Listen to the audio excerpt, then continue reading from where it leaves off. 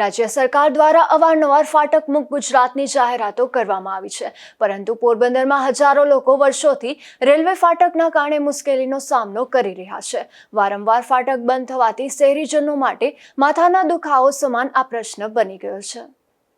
પોરબંદરમાં કડિયાપ્લોટનું રેલવે ફાટક હોય કે બડા પંથકના 50થી વધુ ગામોના હજારો લોકો જે રસ્તા પરથી પસાર થાય છે તે ભદ્રકાળી રોડ પર આવેલ રેલવે ફાટક હોય કે પછી પીજીવીસીએલ કચેરી નજીકનું ફાટક હોય, અહીંથી ટ્રેનોની અવરજવરના કારણે વારંવાર ફાટકો બંધ થાય છે। ટ્રેન આવ્યાના લાંબા સમય પૂર્વે જ ફાટક બંધ કરી દેવામાં આવે છે, જેને કારણે વાહન ચાલકોએ શિયાળો હોય કે ઉનાળો હોય કે પછી ચોમાસું હોય, અહીં ટ્રાફિક જામમાં રહેવાની ફરજ પડે છે। તો અનેક વખત 108 સહિત એમ્બ્યુલન્સો પણ આ રેલવે ફાટકના કારણે દર્દીને જીવ ગુમાવવાનો વારો આવ્યો છે। વારંવાર બંધ થતા ફાટકથી હવે તો લોકો ત્રાહિમામ પોકારી ઉઠ્યા છે।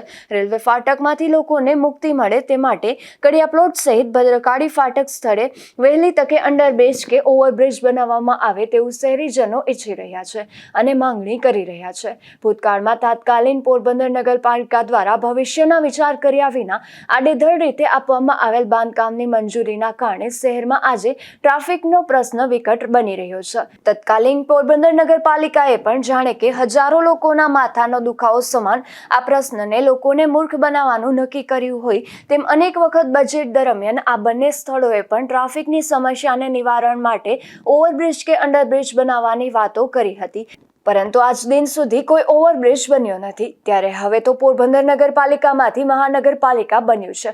ત્યારે પોરબંદર મહાનગરપાલિકાના કમિશનરને આ અંગે જ્યારે પૂછવામાં આવ્યું ત્યારે તેઓએ જણાવ્યું હતું કે વારંવાર ફાટકો બંધ કરવાના પ્રશ્ને અગાઉ જે એક એન્જિનિયર સર્વે કરવામાં આવ્યો હતો તેનો અભ્યાસ કરી આ સમસ્યામાંથી લોકોને રાહત મળે તે માટે ઓવરબ્રિજ કે અંડરબ્રિજ શું બનાવી શકાય તે માટે વિચારણા કરવામાં આવશે। ઘણીવાર રજૂઆત મળતી હોય છે કે જે રેલવે સ્ટેશન આવેલું છે શહેરની મધ્યમાં અને ફાટકો આવેલી છે, એમાં રેલવેની મૂવમેન્ટના કારણે વારંવાર ફાટકો બંધ કરવી પડતી હોય છે। આ બાબતે અગાઉ પણ એક એન્જિનિયરિંગ સર્વે કરવામાં આવેલો છે। એ જે એન્જિનિયરિંગ સર્વે કર્યો છે એમાં જે તારણો છે એનો અભ્યાસ કરી અને આગળ જે અંડરબ્રિજ બનાવવા કે ઓવરબ્રિજ બનાવવા એ બાબતે વિચારણા કરવામાં આવશે। શહેરના કડિયાપ્લોટ રેલવે ફાટક અને ભદ્રકાળી રેલવે ફાટક સહિત કુલ 7 જેટલા રેલવે ફાટકો શહેરમાં આવેલા છે, જેમાં કડિયાપ્લોટ અને ભદ્રકાળી રેલવે ફાટક દિવસમાં 20થી 30 વખત ટ્રેનની અવરજવરના કારણે ફાટક બંધ કરવાની ફરજ પડે છે। ફાટક બંધ થતાં ટ્રાફિક જામનો દ્રશ્યો જોવા મળે છે, જેથી કોઈ વાર તો દર્દીને ઇમરજન્સી વેળાએ ફાટક બંધ હોવાના કારણે ભારે મુશ્કેલીનો સામનો કરવો પડે છે। નિપુલ પોપટ સાથે અશોક થાનકી, ગુજરાત ન્યૂઝ, પોરબંદર।